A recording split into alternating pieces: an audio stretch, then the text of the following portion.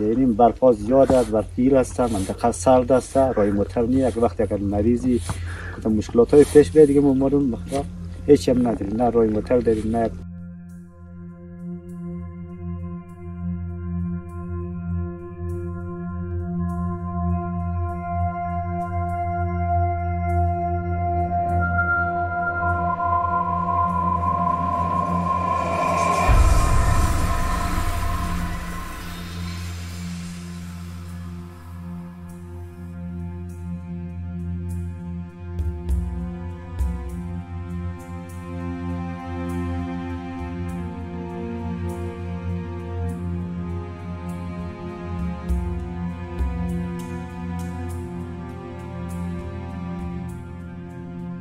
سه چهار نفر جارو کردیم و بالاخره در یک سختی از ساعت 1 تا ساعت 5 ما سراوت در موتر در یک سختی در جمشیری در مقداری رسند.